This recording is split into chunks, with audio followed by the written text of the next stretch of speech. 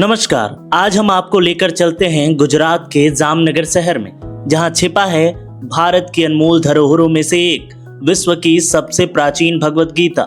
जी हां, जामनगर स्थित आयुर्वेद शिक्षण एवं अनुसंधान संस्थान ITRA की लाइब्रेरी में वह दुर्लभ भगवत गीता सुरक्षित संरक्षित है, जिसे भोजपत्र पर देवनागरी लिपि में प्राकृतिक स्याही से लिखी गई है। सोचिए, वह समय जब न कागज उपलब्ध था और ना ही आधुनिक तकनीकें, तभी हमारे विद्वानों ने भोजपत्र पर अध्यात्म और ज्ञान के इस महान ग्रंथ को अमर कर दिया। जामनगर की यह लाइब्रेरी गुजरात आयुर्वेद यूनिवर्सिटी का हिस्सा है। यह वही परिसर है जहां सबसे पहले औपचारिक रूप से आयुर्वेद शिक्षा की शुरुआत हुई थी। बाद में इसे उन्नत रूप से राष्ट्रीय स्तर पर मान्यता मिली और आज यही परिसर देश के सबसे पहले और इकलौते ITRA institute of teaching research इन आयुर्वेदा के रूप में जाना जाता है, जो सीधे भारत सरकार के आयुष मंत्रालय के अधीन कार्यरत है। अब बात करते हैं लाइब्रेरी की।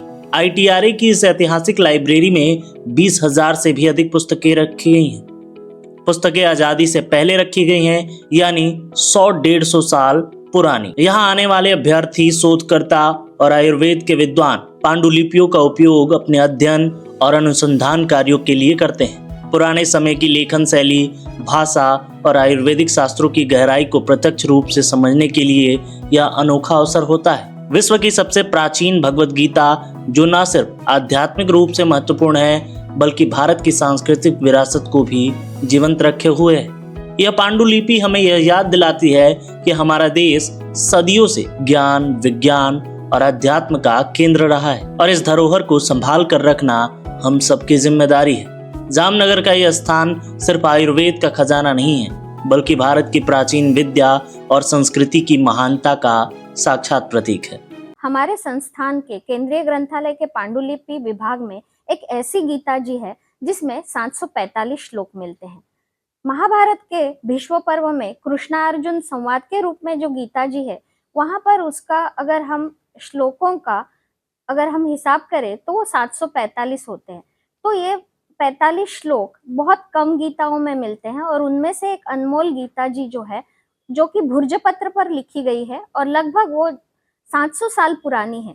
इस गीता जी के कुल 20 पृष्ठ है, जिसमें 745 श्लोक है और अंतिम पृष्ठ पर हमें ये उल्लेख मिलता है कि विक्रम संवत 1665 में ये लिखी गई थी। और विक्रम संवत का अगर आज हम हमारे इंग्लिश कैलेंडर या ग्रेगोरियन कैलेंडर के साथ कालमापन करते हैं तो ये ईस्वीसन 16 से 8 से 16 से 9 के बीच में लिखी गई थी।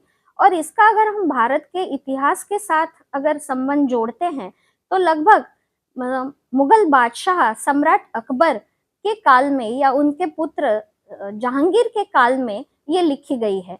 और इतने सालों से हमने ये अनमोल खजाना हमारे केंद्रीय ग्रंथालय में संजो के रखा है। तो इन मैन्युस्क्रिप्ट हमारे एक PG सिलेबस का एक पार्ट है।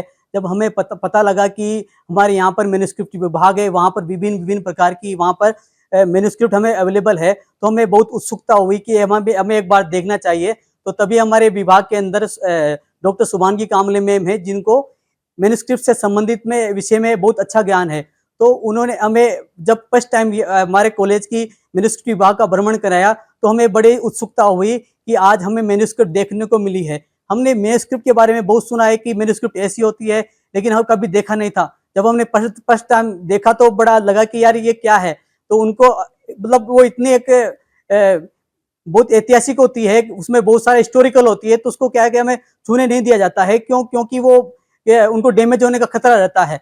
तो हमें वहां पर तभी उन्होंने बताया कि एक हमारे यहाँ पर एक भगवत गीता रखी हुई है जो कि 700 साल पुरानी है। इसका निर्माण भोजपत्र पे किया गया है। इसमें 745 श्लोक है। तो हमें बड़ा अच्छा लगा कि यार इतनी पुरानी गीता को हमारे यहाँ पर इतने सार संभाल के साथ देखभाल से रखा गया है और इसका डिजिटलाइजेशन वर्तमान में कर दिया गया है, जिससे संसार में विश्व के किसी भी कोने में बैठा हुआ कोई भी व्यक्ति इसको आराम से पढ़ सकता है। यहाँ की लाइब्रेरी मुझे हमारे कंट्री में से बेस्ट आयुर्वेदिक लाइब्रेरी लगी है, क्योंकि यहाँ पे 25,000 से ज़्यादा बुक्स है, 5,500 से ज़्यादा थीसिस है और 7,500 से ज़्यादा मैन्युस्क्रिप्ट्स है। और ये अभी डिजिटलाइज भी हुआ है, तो ये हमारे साथ साथ बाकी देशवासियों के, बाकी स्कॉलर्स, रिसर्चर्स सभी के लिए अभी अवेलेबल हो गई है। तो हम यहाँ इसका एकेडमिक्स में, रिसर्च में इसका यूज़ कर सकते हैं।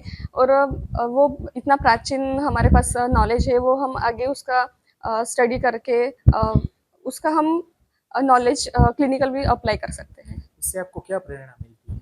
इससे हमें प्रेरणा मिलती है कि हमें इतना हमारे पास नॉलेज है तो हमें उसका उपयोग करना चाहिए और हमें भी उसका क्षेत्र में आगे काम करना चाहिए, जो हमारे प्राचीन नॉलेज को मीन्स पब्लिकली भी अवेलेबल हो सके।